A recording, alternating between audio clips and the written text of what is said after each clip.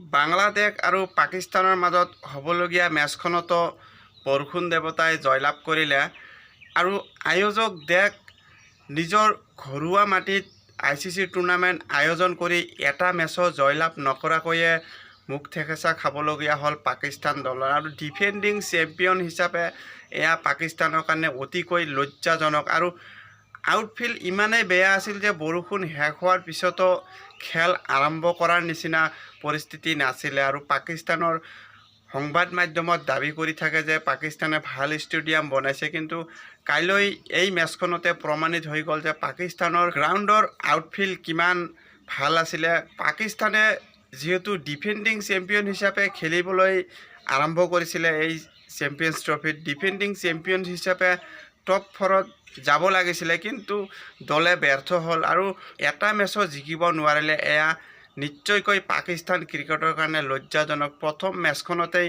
নিউজিলেণ্ডৰ বিৰুদ্ধে পৰাস্ত হোৱাৰ পিছত ভাৰতীয় দলৰ হাতত একেবাৰে ওৱান ছাইডেডলি পৰাজয় বৰণ কৰিছিলে পাকিস্তানে আৰু চুবুৰীয়া দেশ বাংলাদেশ আৰু পাকিস্তান এই দুয়ো দেশেই অৱশেষত বৰষুণৰ কাৰণে ৰিজাল্ট নোলোৱাৰ কাৰণে এটাকৈ পইণ্ট অৰ্জন কৰিবলৈ সক্ষম হ'ল আৰু পাকিস্তানৰ কাৰণে অতিকৈ লজ্জাজনক, কিয়নো পাকিস্তানে এই টুৰ্ণামেণ্টত গ্ৰুপ এৰ যি পইণ্ট টেবুল আছিল সেই পইণ্ট টেবুলত ডিফেণ্ডিং চেম্পিয়ন হিচাপে খেলিবলৈ আহি 4 নম্বৰ পজিশ্যনত থাকিবলগীয়া হ'ল পইণ্ট টেবুলত। এয়া নিশ্চয়কৈ হতাশাজনক। এয়াই হয়তো চেম্পিয়ন্স ট্ৰফিৰ ইতিহাসৰ চবতকৈ যদি বেয়া পাৰফৰ্মেঞ্চ দেখা যায়, এজ এ ডিফেণ্ডিং চেম্পিয়ন হিচাপে হয়তো পাকিস্তান দলে প্ৰথম দল যি দলে নেকি ডিফেণ্ডিং চেম্পিয়ন হোৱাৰ পিছতো পইণ্ট টেবুলৰ যি তালিকা সেই তালিকাত একেবাৰে শেষত থাকিবলগীয়া হৈছে।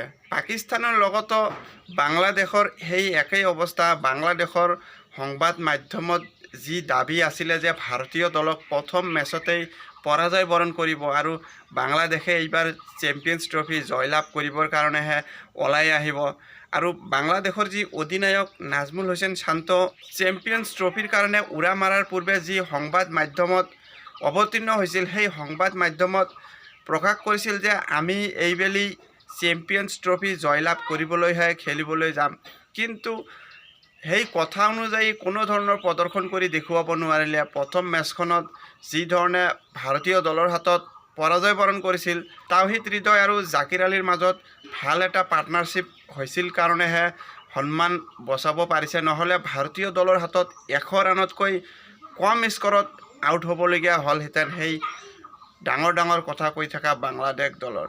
আৰু অৱশেষত বাংলাদেশেও পাকিস্তানৰ দৰে এটা মেচতো জয়লাভ কৰিব নোৱাৰিলে, কিন্তু বৰষুণ দেৱতাৰ আশীৰ্বাদত দুয়ো দলে এটাকৈ পইণ্ট লাভ কৰিলে। এই চুবুৰীয়া দুয়োটা দেশেই যি ধৰণে সংবাদ মাধ্যমত কথা প্ৰকাশ কৰে তেনেধৰণে খেল দেখুৱাব নোৱাৰিলে আৰু এই দুয়ো দেশেই ভাৰতৰ লগত তুলনা কৰে। ভাৰতৰ পাৰফৰ্মেঞ্চ আৰু এই দুই দেশৰ পাৰফৰ্মেঞ্চৰ মাজত দিন আৰু ৰাতি তফাত আছে।